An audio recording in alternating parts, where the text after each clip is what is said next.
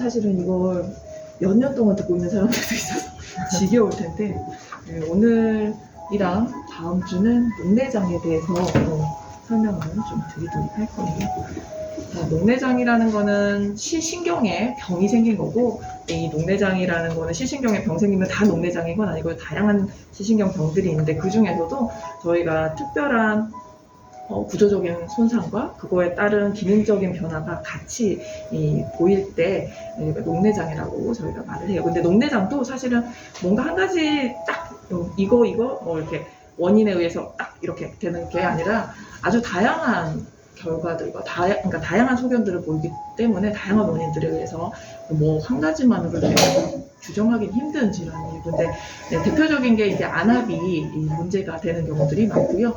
전체적으로 회복할 수 없는 실명의 중요한 원인 중에 하나로 저희가 알고 있습니다. 그리고 녹내장은 이제 제일 중요한 게 치료가 되지가 않아요. 그러니까 치료라는 게 사실은 원래의 상태로 회복하는 게 치료가 아니고요.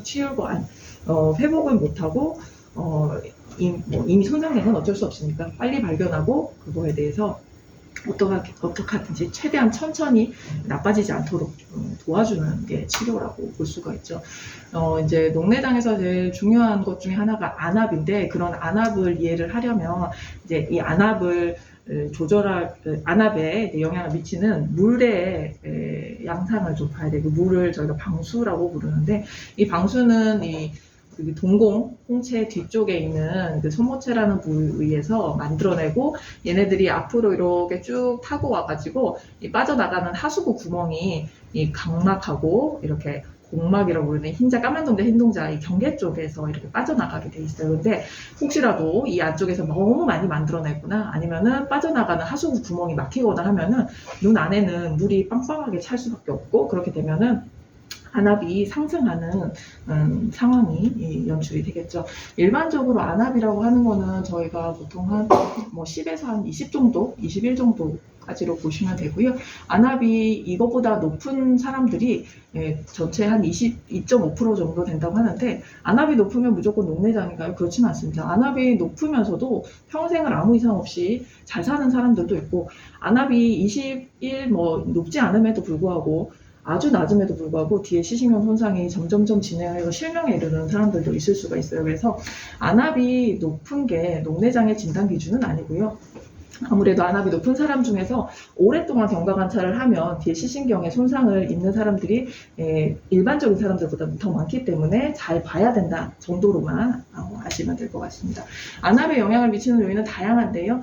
대부분은 나이가 들어가면서 아무래도 안압이 평균적으로 조금 상승한다고 되어 있고, 40세가 넘어가면 여자분들이 좀 더 이렇게 안압이 높은 편이기도 해요. 가족력이 있어서 직계가족 중에 안압이 높은 사람이 있으면은 이제 밑에 있는 사람들도 이제 안압이 높은 경우들이 많고, 인종으로 치면은 흑인들이 좀 더 있고, 그리고 근시가 있으면 이제 근시가 있을 때 안압이 좀 더 높고, 이런 사람들이 있어서 이제 녹내장 유병률도 좀 더 높아지는 경향이 있어요. 그리고 안압은 하루 종일 이렇게 똑같은 게 아니라 계속 이렇게 출렁출렁합니다.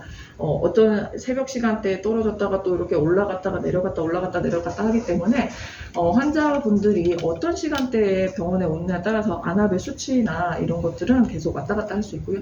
안압은 일반적으로도 3에서 6 정도는 하루 중에서 이제 변동할 수 있는데, 이 변동 폭이 너무 큰 사람들 경우에도 이제 뒤에 시신경에 손상이 오면서 녹내장이 생길 가능성이 좀 더 높아지는 경향이 있어요. 그리고 이제 병원에 오시기 전에 카페인 섭취를 하고 오시는 경우에는 아무래도 안압이 일시적으로 확 올라가기도 하고, 담배 피고 오셔도 안압이 약간 상승할 수도 있습니다.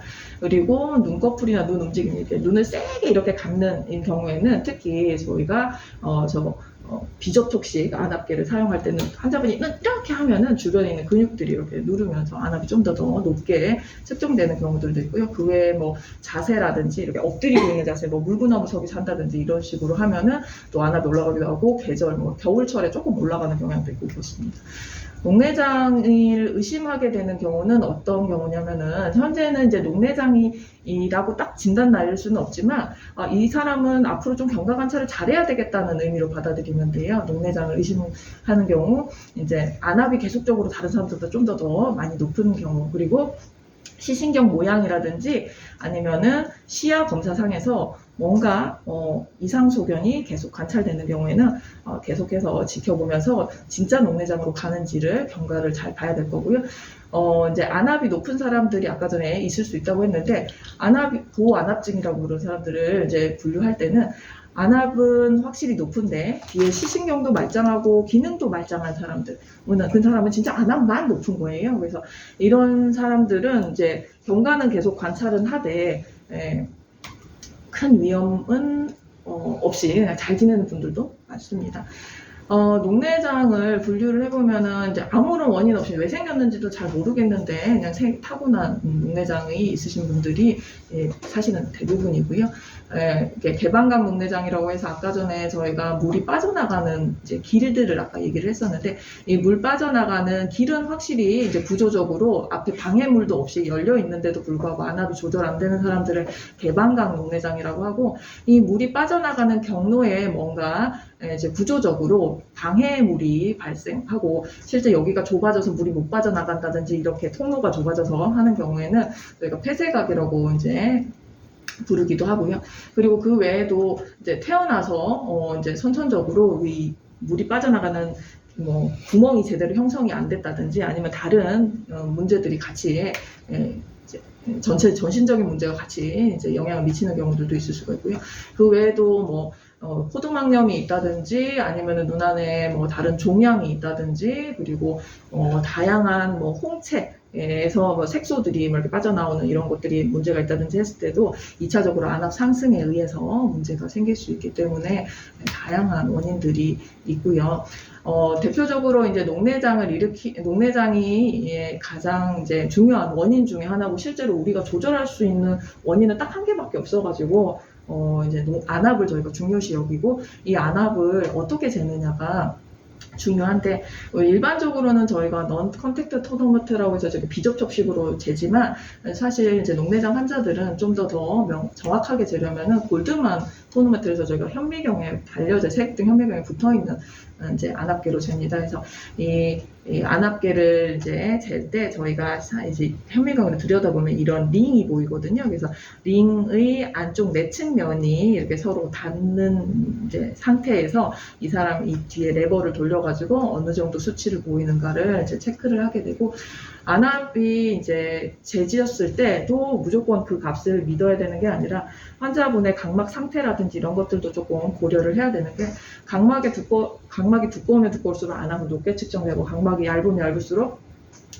낮게 측정되는데, 논문들을 보면 한 10마이크로미터의 두께당 0.3에서 0.7 정도를 보정을 하라고 돼 있어요. 그래서 이제 그런 환자분의 눈 각막 상태도 이제 안압을 측정하고 나서도 보정을 좀 해주는 게 필요합니다. 넌 컨택트 토노메터는 바람을 빵 쏴가지고 얘가 돌아오고 하는데 이게 얘가 빵 쐈을 때 눈이 납작해질 때까지 걸리는 시간이나 이런 것들을 계산을 해가지고 이제 측정을 하는데, 누구든지 이제 우리 직원분들도 다 같이 이렇게 쓸 수 있고 하는데, 단점은 오차가 조금 흔하게 나타나고, 220이 오차가 20 넘는 경우에서 더 크게 이렇게 벌어져 버리는 경우들이 있어서 너무 극단적으로 높게 나오는 경우들도 있거든요. 그래서 그런 사람들은 반드시 진료실 들어가서 다시 한 번 더 체크를 해봐야 되겠죠. 그리고 저희가 이제 녹내장이 있을 때 뒤에 시신경 상태에 대해서 확인을 해야 되는 게, 앞서 말씀드린 것처럼 녹내장이라는 자체가 구조적인 손상과 함께 기능적인 변화가 같이 있는 거기 때문에, 구조적인 손상, 진짜 시신경에 손상이 있는지를 이제 먼저 파악을 하기 위해서 정상 구조를 먼저 알아야 돼요. 우리 눈알이 있고, 눈알 제일 안쪽 내벽을 보면은 안쪽 내벽에 있는 신경 중에서도 제일 뒷공무니에 이 시신경 유두라고 부르는 이 동그라미 도너츠처럼 생긴 애가 있어요. 근데 이 도너츠처럼 생긴 애가 사실은 뭐 하는 데냐면 꽃병 같은 거라고 생각하면 돼요. 이 도너츠처럼 생긴 애는 실제로는 시신경 섬유라는 전선을 담는 꽃병인데, 이 전선들이 와서 꽂힌 곳은 도너츠 테두리처럼 이렇게 조금 진하게 나타나고, 이 안쪽에 밝은 부분은 꽃병에 전선이 꽂히지 않고 비어 있는 곳이라고 생각하시면 돼요. 근데 정상적인 사람들도 전체의 3분의 1에서 한 40% 정도까지는 안쪽이 비어 있게 되는데, 상대적으로 주변에 만약에 신경 전선들이 망가져서 이 꽃병 안을 제대로 채우지 못했다면 안에 빈 곳이 커질 거고, 저희가 그래서 전체의 한 세로 비율에서 60% 정도를 비율이 안쪽에 빈 곳에, 밝은 곳의 비율이 60%를 넘는 경우에는 주변에 뭔가 신경이 망가졌을 가능성이 높다고 해서 전 세계적으로 이런 사람들은 녹내장 검사를 시킵시다 하고 전 세계 가이드라인이 잡혀 있어요. 그래서 이 안쪽에 시신경 유도 함몰비 증가라고 해갖고 이제 종합검진에서 나왔어요 하고 오시는 분들은 대부분 이 안쪽에 비율이 크다는 걸 가지고 오시게 되는 겁니다. 그래서 실제로 전선들은 이런 식으로 주행을 하도록 돼 있거든요. 그래서 실제로 진짜 360도에서 와서 이 동그라미에 꽂히는 거예요. 이 전선들이 이렇게 깔려 있는 거 선이 보여주는 거거든요. 그리고 아까 전에 말씀드린 것처럼 이 안쪽에 밝은 부분의 비율이 커지면 커질수록 저희가 이제 녹내장 가능성을 염두를 하게 되는데, 실제로 안압이 이게 시신경이 손상되면서 안압이 높거나 해가지고 손상이 되면서 안쪽에 비율들이 이런 식으로 점점점 커지거나 특정 위치에서 특히 많이 손상되는 경우에는 그쪽 위치에서 오는 신경들이 안쪽을 제대로 채우지 못하니까 이렇게 주변 마진이 얇아지는 것도 볼 수가 있습니다. 너무너무 진행하면 이제 안쪽에 남아있는 신경이 거의 없게 되는 지경에 이르기도 하죠. 근데 녹내장, 이런 시신경 유도에서 녹내장성 변화가 일어난 거 잘 대표적인 건 아까 전에 말씀드린 것처럼 이 안쪽에 비율이 커지는 거, 그리고 주변에 이제 그 테두리가 얇아지는 것들, 그리고 가끔씩 그 주변에 있는 출혈이라든지 이런 것들이 생기는 경우들도 있는데요. 그런 시신경 유도 쪽에 출혈이 생기는 사인도 앞으로 녹내장이 이제 그쪽으로 환자분이 태어났을 때부터 아니면 뭐 자라오면서 뭔가 구조적으로 이제 민감하고 예민한 부위가 있는 거예요. 녹내장성 손상이 일어나기 쉬운. 그래서 그런 부분들이 있는 분들도 계속해서 잘 지켜봐야 될 거고, 이렇게 손상이 있게 되면 이렇게 나타납니다. 특히 흑백 사진을 찍어서 보면은 이쪽에 전선들이 쫙 잘 깔려 있는 데는 서리가 살짝 낀 것 같은 이런 약간 밝은 회색빛을 띠는데, 이렇게 손상이 있는 부위는 확실히 어둡게 나타나요. 그래서 이런 식의 신경 손상이 관찰되면 이 사람은 녹내장이겠구나라고 생각을 할 수 있어요. 근데 무조건 이런 손상이 있다고 다 녹내장인 건 아니지만 좀 더 유의 깊게 봐야 되겠죠. 그리고 앞서 말씀드린 이런 출혈, 시신경 유도 주변에 출혈이 있으면 여기에 구조적으로 취약한 부분이 있어서 이 사람은 계속해서 이쪽 부분으로 해서 들어오는 신경들은 계속 영향을 받고 손상이 되겠구나라는 것도 생각을 할 수가 있고요. 여기까지 할까요?